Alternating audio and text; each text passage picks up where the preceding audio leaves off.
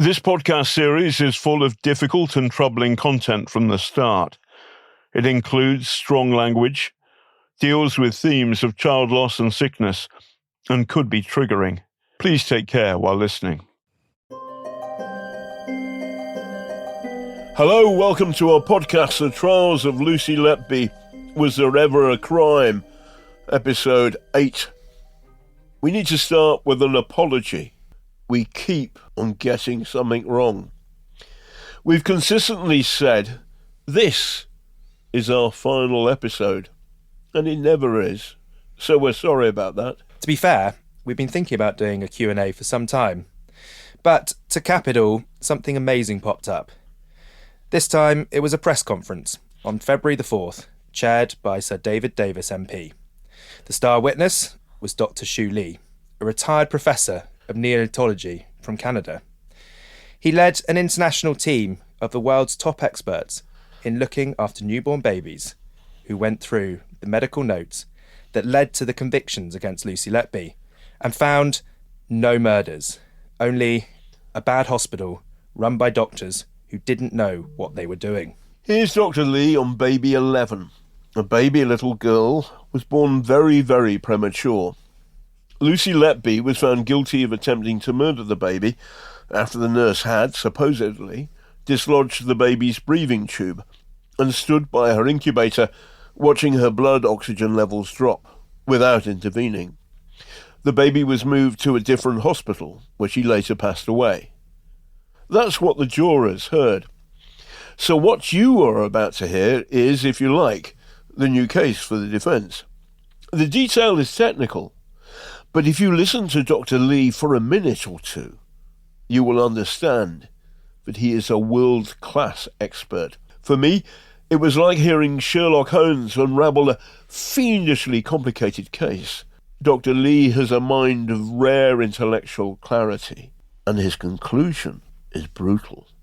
First of all, when the baby was born and required resuscitation, they took 3 times to intubate the baby because they had difficulty intubating the baby, and it was traumatic.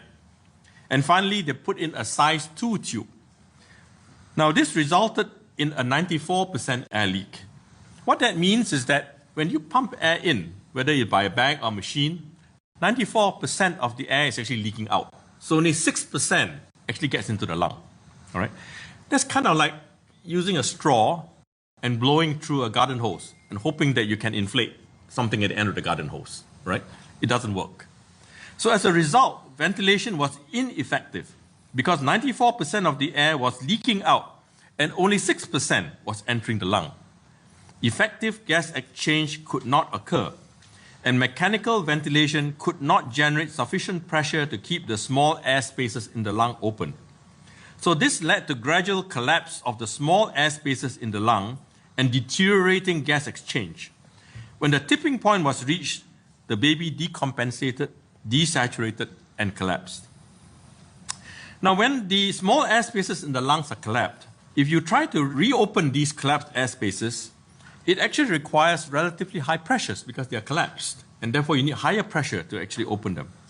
With a 94% air leak, bagging will not do the job because the air is all leaking out. It doesn't get into where it's supposed to go. In addition, the consultant was using a device called the NeoPuff.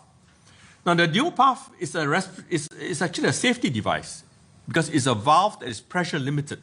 So when you bag, it limits the amount of pressure you can give so that you don't give excessive pressure to the lungs. Now, in this case, however, because the lungs are collapsed, you actually need higher pressure to open it up. And so when you're using a NeoPuff, you're not delivering sufficient pressure. So both these reasons will account for why the chest did not move when the consultant tried to bag the baby. The capnograph, as I explained, measures CO2. But with a 94% air leak, the CO2 is all leaking out. And the capnograph requires the CO2 to build up in the tube to the point where it can be detected. If the air is all leaking out, the CO2 is all leaking out and you cannot detect anything. And there's good studies to show that when the air leak is more than 20%, your ability to measure CO2 starts to drop. By the time you're 80% air leak, you measure nothing. And we've got a 94% air leak here. So for those two reasons, there's actually no proof that the tube was even dislodged. It was probably in the right place. It's just that the consultant didn't know what he was doing. Dr. Lee then spelt out the conclusions of the international expert panel. So our conclusions was that first, there is no evidence to support a dislodged endotracheal tube. The clinical deterioration was caused by the use of an undersized endotracheal tube, and the initial intubation was traumatic and poorly supervised. The consultant did not understand the basics of resuscitation, of air leak, of mechanical ventilation, and how the equipment that he was using, that were commonly used in the neonatal unit. Who is that consultant? Well, over to the journalist who has, we believe, the best command of the detail of the story, Cleuci De Oliveira. Cleuci tipped off the New Yorker about the case. So, Cleuci, which baby is baby 11, and who is the consultant? Baby 11 is baby K. The consultant, and there's no question about this, is Dr. Ravi Jairam. So, we first came across Dr. Ravi Jairam back in episode 2, The Deluded. That was the name of his rock band. What did Dr. Jairam say about the case after Lucy Letby was convicted? Well, here's a clip from ITV in August 2023. I'm not hero, Paul. I was just doing my job. We wrote to Dr. Jairam, care of the Countess of Chester Hospital, and put the conclusions of the international expert panel to him. Specifically, that he did not understand the basics of resuscitation, of air leak, of mechanical ventilation, and how the equipment commonly used in the neonatal unit worked. A spokesperson for the hospital wrote back saying, due to the Thirlwall inquiry and the ongoing police investigations, it would not be appropriate to comment further at this time. So to recap, of Lucy Letby's 4 primary accusers, the evidence is compelling that in 2014, Dr. B accidentally killed a baby by inserting the breathing tube down the esophagus, not the trachea, and then ignored the warning signs that she had made this schoolboy error, that according to 1 Canadian and 2 British neonatologists working separately from Dr. Lee's panel, in 2016, the head of the unit, Dr. Stephen Breary, accidentally placed a needle in the liver of baby O, and that killed the baby, and that under Dr. Ravi Jairam's care, also in 2016, a very, very sick baby got a tiny fraction of desperately needed oxygen because the breathing tube was too small. As Dr. Lee said, that's kind of like using a straw and blowing through a garden hose and hoping that you can inflate something at the end of the garden hose.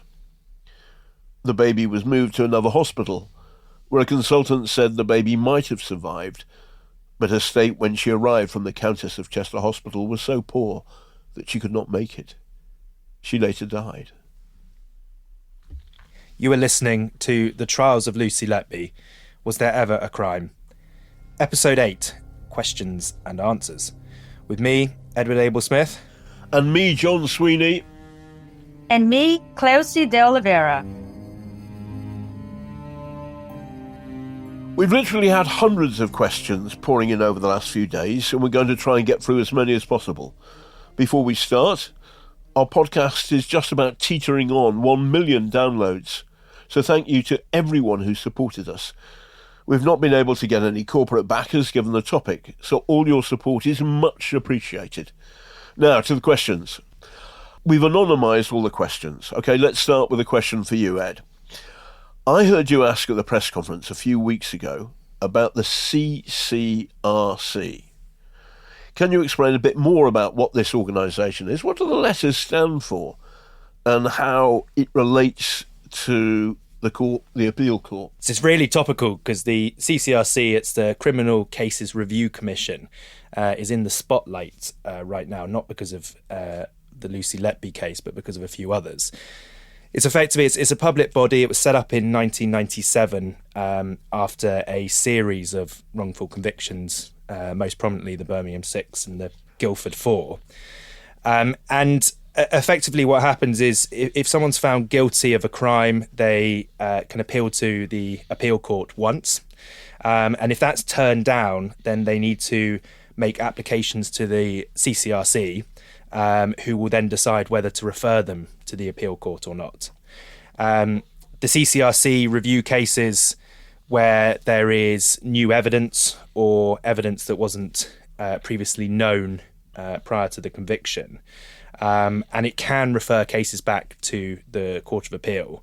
But it has to believe that there's a real possibility that the sentence could be overturned. So effectively, it's another layer and another hurdle for Lucy Letby's legal team to try and jump over before they can get back to the Court of Appeal. It's in trouble, though, isn't it? There's been some rude stories about it, principally in The Guardian. It's been in a lot of trouble. The chair, Helen Pitcher, has recently stepped down. Andy Malkinson is a relatively well-known miscarriage of justice. He's released after 17 years, but was sat on the waiting list of the CCRC for a considerable number of those, and he had several appeals turned down by the CCRC. Helen Pitcher's now stepped down. There have been questions about the use of funds from the CCRC to fund trips abroad and expensive courses. Expensive courses in France, where you can do the same kind of course in England, but the croissants would be less good, I heard. And the weather is much better. Okay. So, right. Next question we will ask to John. So, John, you tweeted on the 18th of August 2023, on the day that she was convicted, that, and I quote, "Lucy Letby may well be the victim of a miscarriage of justice." What was the general reaction to that point, and why did you not follow it up until this podcast a year later? So, this isn't my first rodeo.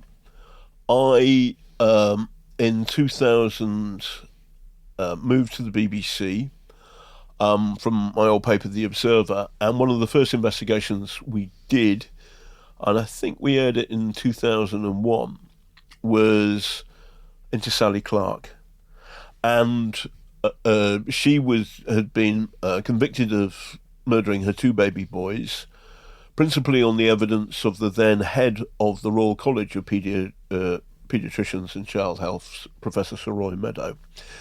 And he had a rule of thumb, Meadows' law, which was, unless proven otherwise, 1 cot death is a tragedy, and 2 suspicious, and 3 is murder. Now, in Sally Clark's case, she's got 2 boys, and actually boys suffer more cot deaths than girls. So in some way, it is genetic, and if it's genetic, then 1 cot death is a tragedy, and 2 cot deaths are a tragedy, and 3 cot deaths are a tragedy. There was something else as well. Meadow had said that the chances of her, she was a middle-class non-smoking mum, chances of her having a cot death, 8,500 to 1. That person, a non-smoking middle-class mum. She had 2 cot deaths, therefore 8,500 times 8,500 is 73 million to 1. Now that's just wrong. The statistics are wrong. What you've got to do is, the moment you've suffered a cot death, then the chances of you having a second one are much, much more likely. So, for example, if you've got a horse and it wins the Grand National, the chances of it winning the Leger are good. It's the same thinking.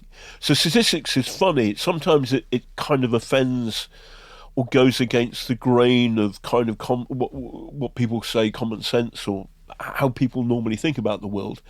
And what triggered me to write that was the statisticians on Sally Clark were jumping up and down saying this is wrong straight away.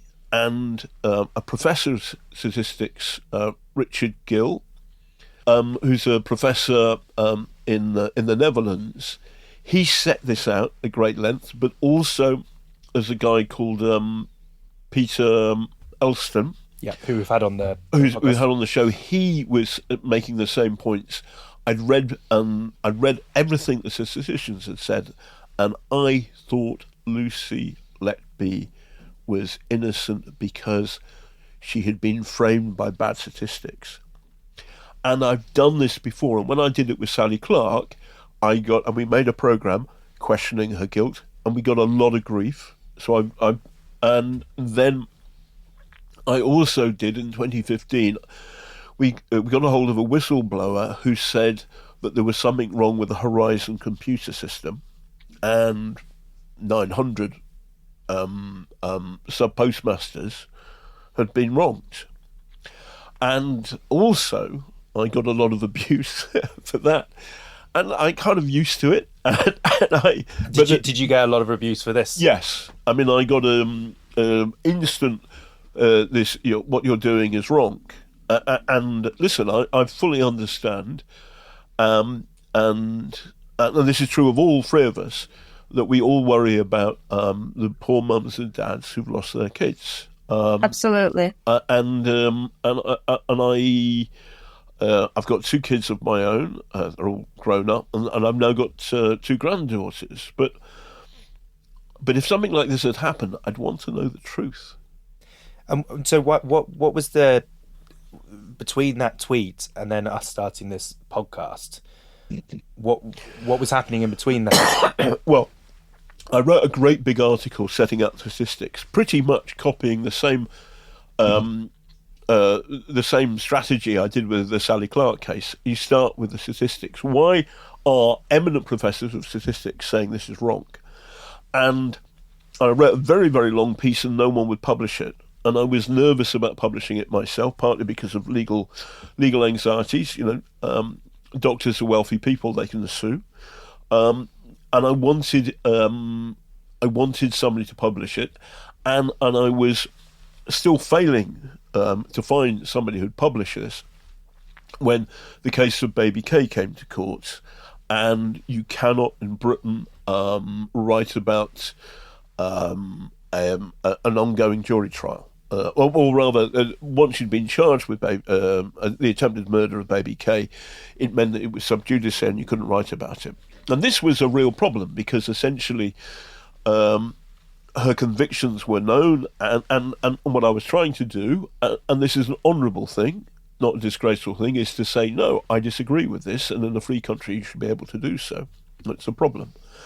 Then, as we know, the New Yorker article came out. So the question to Cleuci is, tell us about the New Yorker piece. What prompted you, Cleuci, to say to the writer in the New Yorker, you've got to look at this? So the writer for the New Yorker article, Rachel Levy, she's an exceptional writer, exceptional reporter. I have worked with her for many years. She's a mentor to me, and it was very early in Lucy Letby's first trial when I had found out about it through coverage in the BBC and had been reading articles about it.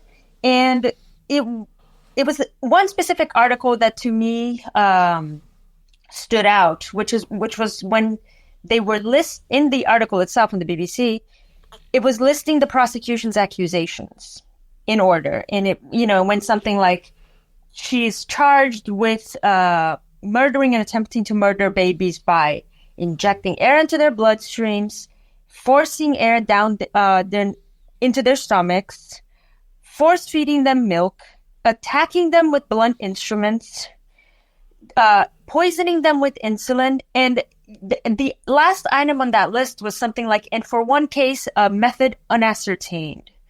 And that paragraph really stood out to me as, that is a very, very wide range of hypothetical murder methods that they were accusing this woman on the dock of having. So it's like playing Cluedo with somebody who says it's the lead piping and it's the revolver and it's poison. It was all of them, and it's the rope. And then you think, well, hold on a second. This isn't how you play Cluedo. This is weird. Too many murder methods. And by the way, I mean, so for Harold Shipman, a doctor who murdered loads and loads of his patients, he always did the same thing. So it's odd. It was a paragraph that stood out to me, which is not to say that I thought, oh gosh, there's immediately something wrong with this case. But it was one of those things where you read and you're like, this is interesting, this is, and you start paying attention. You start wanting to pay attention to the case more. And so it's always the way with investigative journalism. It's an anomaly that gets you going. Absolutely. And Cleo, just on the New Yorker piece. Yes. Some of the questions that were coming through was around what this is a story very kind of synonymous with the British system, with the NHS. So what was it about the story, do you think, that kind of caught the attention of the American public? And obviously I know that the New Yorker's read all around the world, but obviously primarily in the US. Right. I mean, I think first of all, we have to take into account the fact that, this was published in an American magazine, and it couldn't, at the time that it was published by an American magazine, and it was, the research was done by an American journalist, it couldn't have been done in England. And that's because the article came out in May of 2014. At that point, there were such prohibited reporting restrictions in place that nobody in England, no journalist in England could report on the case, even though there were mounting concerns among many journalists about the safety of these convictions. And that's because Lucy Letby was convicted for the first time in August of 2023. Within a month, the Crown Prosecution Service had announced that there would be a retrial for one of the cases in which there had been the jury had returned a no verdict, and that was the case of baby K, which we've spoken about a little bit earlier in the episode. And at that point, the moment that the CPS announced this, that they were going to retry baby K's case, that was it. Nobody could do any more journalism about the Lucy Letby case, and that just put a blanket freeze across all newsrooms in England. So but of course, the English courts, they can regulate what happens in England, but they can't tell the entire rest of the world what to do. Yes, I mean, I respect the sub judice law, and I always will, and it stopped me from writing my article. It stopped. The first thing we could do was a podcast, and I bumped into Ed. Were introduced by our mutual literary agent Humphrey Hunter, and then off we went. I feel now that, and actually, the sub judice law needs to be adjusted because we live in the modern world, and it feels it's something we need to think about. I think for sure. I think. I mean, especially, and I think judges themselves recognize this, and prosecutors. This. You cannot control the internet or the ability of people to read things that get published in different countries, and it's possible that these reporting restrictions made sense in a world where people would just get their news, would be able to read the news in the newspapers, and that was it. But it's impossible to control all of this. It feels like the toothpaste out of the tube. Well, listen, we got to press on because question to Ed. One of our people asked, I'm sceptical about the convictions against Lucy Letby, but I always come back to the question, why did she confess to her crimes? Do you have a view on her confession notes, as I do not think you've covered them on your otherwise excellent podcast? So the notes, it's interesting because this sort of relates to the reporting piece and the way that this case has been reported. So the notes were written after Lucy Letby was removed from frontline duties, and she knew that she was being looked at and investigated at various levels for deliberately harming babies. And she was under a huge amount of stress at that point, and she was seeing an occupational health advisor who worked at the Counterchester Hospital, who encouraged her to write down her feelings as a way of coping with this stress. So these weren't notes written at the time, and I think it's generally accepted from the defence and the prosecution. This is the case. It weren't written at the time that the babies were dying. So in simple English, are they a confession? Well, I don't think they are, because the answer is no. Well, sorry. Sorry, I'm giving myself a slap at the wrist. I was giving the politician's answer. Cleuci, what do you think about these notes? I think they're indicative of somebody having a mental breakdown under the immense pressure that she was under. She was being accused of being a murderer. And up until that point, there was a very long period of time in which she didn't know what was going on. She had no idea they were accusing her of deliberately harming babies, but she knew she had been removed from the unit. And, and there was that period of time where she felt like her care was so poor that it had killed babies. And she couldn't figure out what it was about her care that had led to the deaths of these babies. And so, I mean, imagine being in a situation where you feel like people think you're a bad nurse and that your incompetence led to the death of babies, but you can't figure out yourself what it was about your bad care. It would just destroy your confidence, destroy your own ability to trust your own judgment, and it would make you assume that you're a terrible person. And the way the way it was reported, and we see a lot of this is lines like, "I'm evil, I did this, I killed them on purpose," and these been reported a lot, and I believe in the opening statement by the prosecution, and maybe in his closing argument, he kind of the prosecutor led with these these bits. But then when you read the whole extracts, I've just got it here. She writes, "Not good. There are no words. I can't breathe. I can't focus. Every day overwhelming. I haven't done anything wrong. Police investigation, slander, discrimination, victimization. I don't deserve to live. I killed them on purpose because I'm not good enough to care for them." So what's happening here is she's describing the accusations and her responses on a series of post-it notes. So it's like when you're thinking about something, you think about, and so she's putting the accusations and she's writing the accusations and then her responses. Now, the problem is, actually, she needed to have written accusation : I murdered these kids, or whatever she's saying, and then my response: no, I didn't. I haven't done anything wrong. But the nature of the exercise is to put it all down. That's what the therapist would say. All I know is that I've been under. I was under a lot of pressure, the Tommy Robinson stuff, and it was nasty and dark.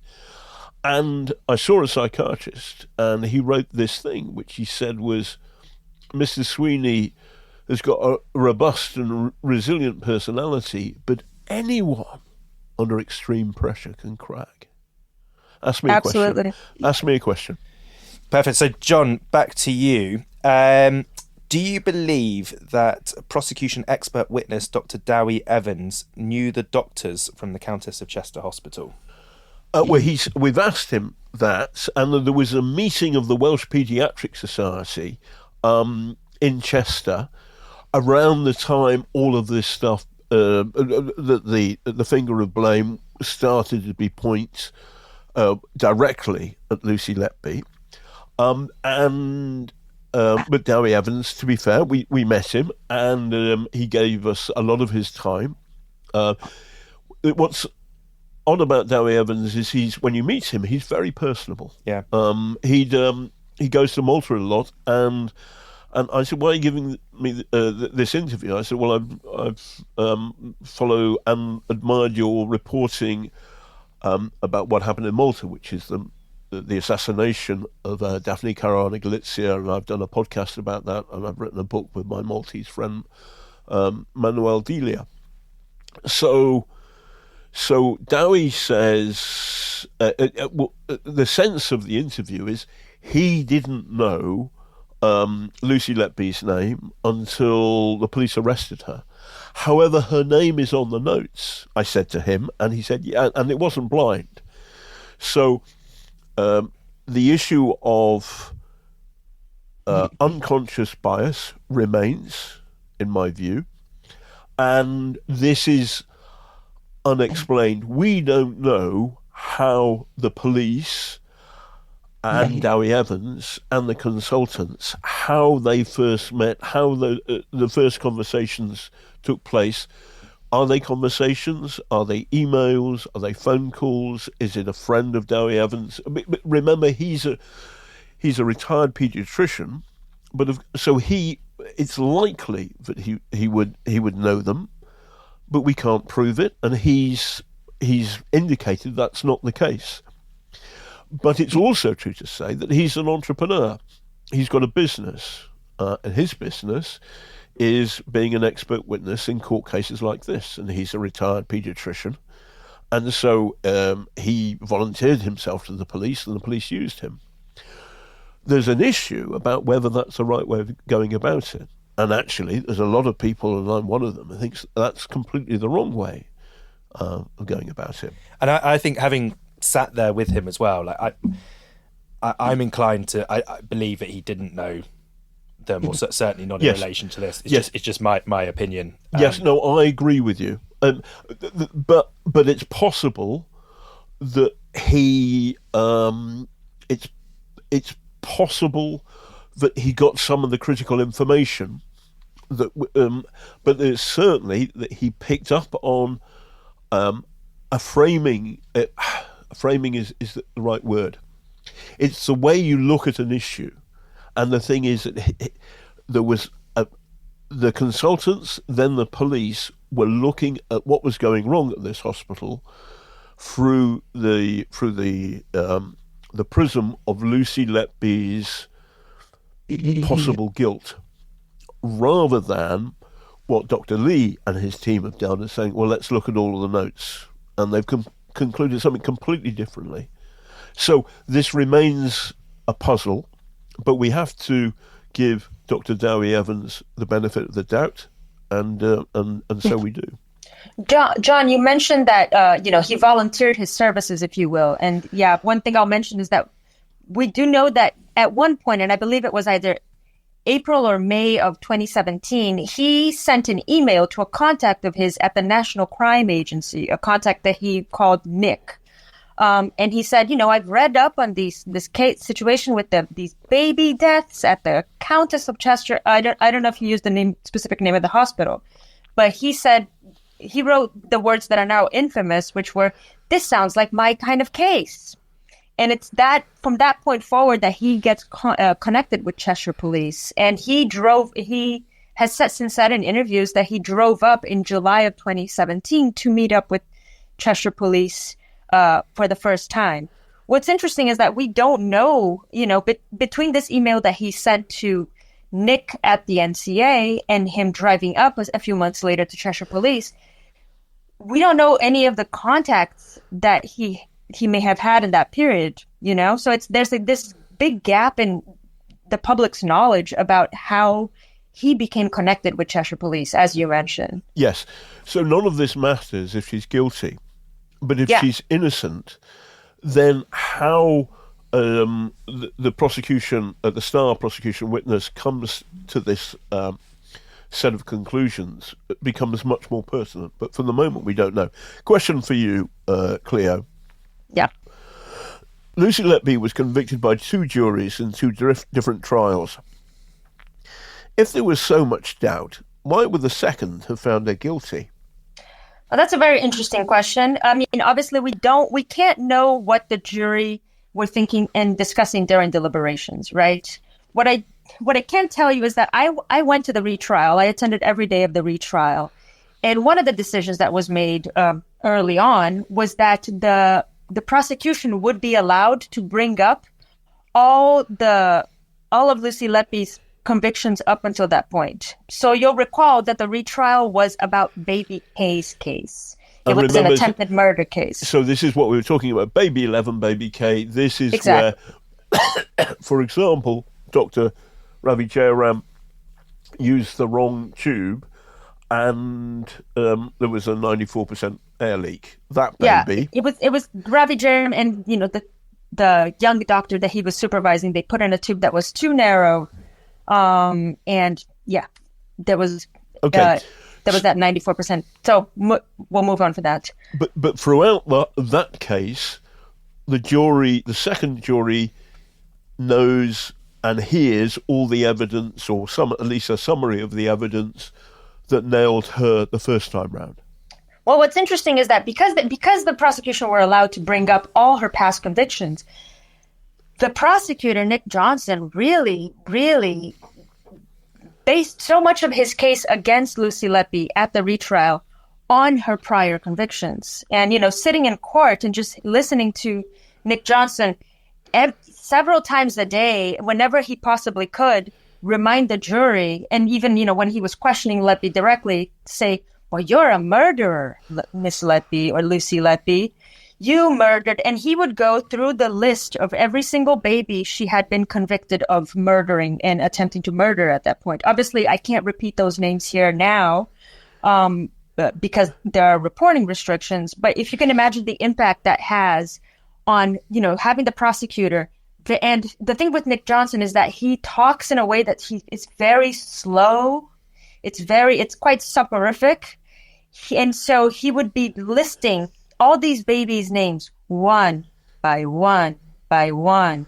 Were there? I've never met him, so I'm going to defend him and say it wasn't weird. Enough. He was effective anyway. He got his verdict. Were there any defence expert witnesses? Not at the retrial, not at the first trial, and not at the retrial. Infamously, Lucy Letby's barrister, Ben Myers at the time, Lucy Letby's defense only called her and a plumber to testify in her defense at the first trial. In the second trial, he only called Lucy Letby. Which is bizarre because obviously the first trial for the defence hasn't worked because she's been found guilty on 14 counts. So the second trial, to follow the same tactic, it's very strange that was the same move. It's odd. Now, Sally Clark, Angela Cannings and Donna Anthony, because there were 3 miscarriages of justice, and in 2003, all 3 had been convicted of murdering their kids, their babies, and all on Professor Sir Roy Meadows' evidence, and all 3 were found not guilty, and eventually they were cleared. What was clear, and I got to know the defence teams for all 3, and they were great people. The late Bill Bache, Mike in Manchester for Sally Clark, and George for Donna Anthony, that they realised that they'd screwed up at the first trial, the big trial, because when a doctor says you're guilty, or rather, when a doctor gives evidence that points to guilt, that's the better way of putting it, that's very powerful. Now, I've been on a jury. I'm not going to talk about the actual thing, but I can tell you in general, I and my fellow jurors were very afraid of sending somebody to prison and ruining their life unless we were pretty damn certain they'd done something. And even then, it's why I love the jury system. But if you have a doctor, I mean, I can remember when my boy Sam was sick, when he was a little kid, and the doctor came and just said, it's going to be okay, and I felt a relief and also a complete belief in this doctor's ability, because that's what you do. So when a doctor says, points evidence, this person's guilty, you listen to the doctor, and I think that lifts the responsibility from the juror to the doctor. So the defence have got to hire doctors who disagree with the prosecuting doctors. And by the way, that's now happening. That's what Professor Shu Lee and his team are doing. The problem is, as far as the British legal system, its normal thinking is, that doesn't matter because that defence was available, and therefore it's just tough on Lucy Letby that her lawyers and she didn't make this decision to get doctors who were defence experts. As John said, we've had well over 200, probably close to like 300 questions now, and the most common one was this one, which is around her Lucy Letby's defence at her 2 trials.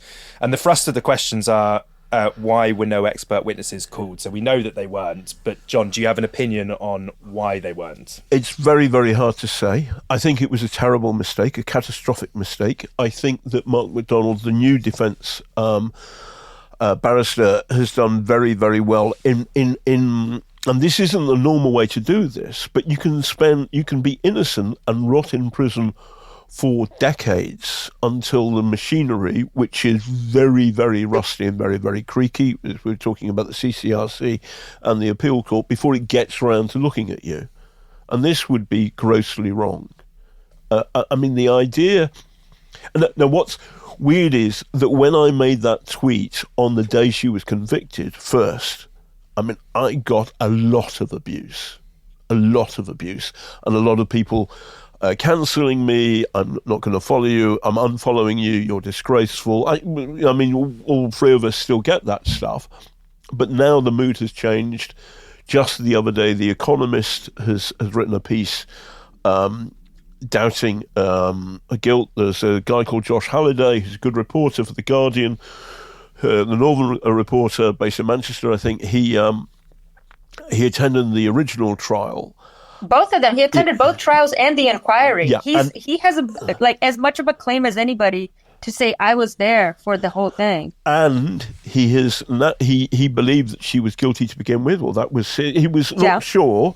He wasn't evangelical about it, but he thought that it was the right verdict, and now he doesn't.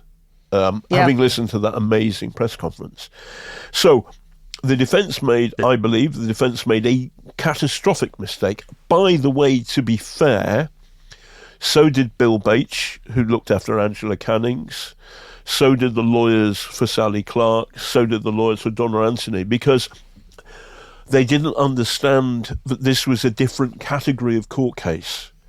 When doctors accuse somebody of a crime, that's a kind of superpower. And now, you can fix this because you just got to find the doctors. But there's another problem, which is, for example, Xu Li says, I don't like doing these court cases because really what I want to do is look after sick babies, and I want to write papers about He's written 400. Dowie Evans has written 1. By the way, in the press conference, I said he'd written none, and it's because if you put Dowie Evans' name into PubMed, you don't see the one he's written. It was written for the Journal of Indian Pediatric Medicine, if I remember correctly. So it's not a high-profile scientific magazine or publication. But Xu Li's written 400.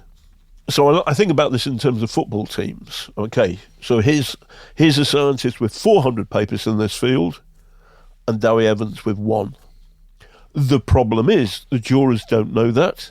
And if the jurors don't see doctors saying, no, that's completely wrong. For example, in the case of baby K, Lucy Letby was alleged to have done terrible things and to have adjusted the mask. Well, no. Dislodged the endotracheal tube. Yeah, dislodged this tube, right?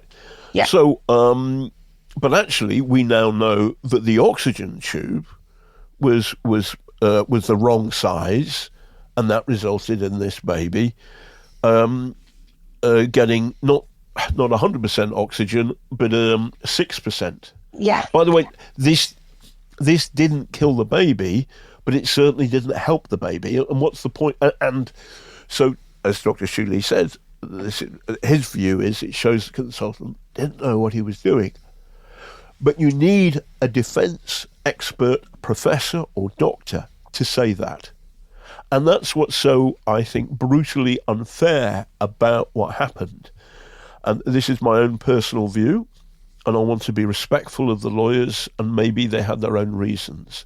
But in my personal opinion, it feels that the defence in Lucy Letby's case made a primary mistake in not getting expert doctors who would defend her. There were people who would do that. That was a primary mistake, and that is the reason why she's rotting in prison right now. I slightly disagree. I think there's something else that was going on, and I don't know what it is, but I cannot fathom. You know, we know of Ben Myers. He's a well-respected KC. I think there will have been other factors, and I don't know what they are, that had led to the fact they didn't call a single defence expert witness. Okay, Cleuci? I mean, I do know that they famously now we know that they spoke with Dr. Mike Hall, and they had him as one of the witnesses that was possibly slated to testify on Letby's defense. And he has said, he doesn't know what he was called. He's very disturbed by her convictions. He has a great deal of concern, loses sleep over it. But the one thing we have to unfortunately think about is the fact that you being an excellent doctor and, excellent doctor, honest doctor, competent person does not mean that you will necessarily do well as an expert witness on the stand. And I feel like Dowie Evans is an excellent expert witness on the stand. I think at one point, it might have been in Judith Moritz and Jonathan Coffey's book, where they talk about how, during Dowie Evans's testimony, the journalists in court were starting to refer to among themselves to him as the Wizard of Wales or the Wizard of Carmarthen, because he was so confident, and he would say things that contradicted things that he had said before, but he was so adamant that what he was saying was correct and could not be wrong. And even though it went against what he had said the day before, that it worked. You put somebody like that on this, it gets results, if you will. And he, Dowie Evans has bragged about the fact that in his decades-long career as an expert witness, he has only lost one case. So there's a really good documentary about wizards. It's called The Wizard of Oz. And you should watch the ending of it. Listen, I think we're going to run out of time, so I think we should have one last question, which all three of us should answer. So first of all, Ed, if and I want answers from all of us. If Lucy Letby is released, do you think this is the worst miscarriage of justice in our history? I think it probably is. They're obviously, we've referenced a few of them. The Post Office Horizon scandal that involved a huge number of people, nearly 1,000 people impacted that. Andy Malkinson was in prison for 17 years before his conviction was overturned. I spoke to someone the other day, actually, I've been speaking to a while, a guy called Ray Gilbert. He was in prison for 42 years and is still claiming his innocence. So there are obviously people who there have been other miscarriages of justice, lots of other ones where more people have been involved, or maybe they will have spent more time in jail if Lucy Letby gets her conviction gets overturned. But I think this is the worst because there are so many victims here, and the miscarriage of justice is not just against the person who's sitting behind bars in prison. The miscarriage of justice here is against all of those families of those killed or those impacted in this horrific case, and those poor families have had to live through this and carry this on for 10 years now, and that will go on and on and on, because what John and I believe on this podcast is that there wasn't a crime, and it was a badly run hospital with incompetent certain incompetent people there. So yes, I think this is the biggest miscarriage of justice against a huge number of people. Cleuci? I mean, I completely agree with everything that Ed had said, especially about the ordeal that these families have been put through. It's been 10 years of what I can only imagine is just unfathomable hell. What, ironically to me, the fact that the issues with Lucy Letby's case are so glaring and have come to the forefront of people's minds so quickly following her initial convictions, for that reason alone, I don't think it's the worst miscarriage of justice in British history, if you will, because it's being looked at and it's being taken seriously. I think there are miscarriages of justice that we may not be aware of people that are innocent and in prison, and their cases are not. The miscarriage of justice is not as obvious and not as glaring, and so there's it's a really fair, less hope for them. It's a really fair point, because there are, let's not forget 3 other male nurses in prison at the moment, claiming that they are they're not guilty, and they would probably give their right arm to be in Lucy Letby's position, as in getting the spotlight that she's got. My feeling is, for anyone to lose their liberty in this way and to be accused of the worst possible thing, killing babies, and for it to be nonsense, a kind of dark fairy story, that's unbelievably cruel, and we should fix it. Maybe it's not the worst one in the history, but it's bad enough, and we should fix it. So listen, I think we've got to say one more time that of all of the doctors that we've been critical of, we have written on several occasions reply letters. The standard response is because of the Thirlwall inquiry and the ongoing police investigation into Lucy Letby. It's not appropriate to comment. And we've obviously interviewed Dr. Dowie Evans at great length. So if you haven't heard that podcast episode, you should do so. So thank you very much for listening, everybody. It's goodbye from me, John Sweeney. Goodbye from me, Edward Abel Smith. And goodbye from me, Cleuci De Oliveira. This should be our last episode. We're always coming out with that nonsense. But John might want to plug some more of his books in a future one. So our crowdfunder to pay for our legal and production costs remains open. And if you're able to support, the link to the crowdfunder is on our social media feed. By the way, thanks to the great folk at Chalk and Blade who are putting this out, and also to our wonderful lawyer. Our commitment to this story isn't going away. If you have any information you think could be useful to us in the future, please email us on Lucy Letby, was there ever a crime, @gmail.com. Was There Ever a Crime? The Trials of Lucy Letby was investigated, presented and produced by me, Edward Abel Smith, and John Sweeney. This is a Chalk and Blade production, co-produced by Jason Phipps and Ruth Barnes. Ross Ramsey Golding is the editor. Legal services were provided by Sarah Vandor Mackay at Reviewed and Cleared. Research and reporting by Cleuci De Oliveira.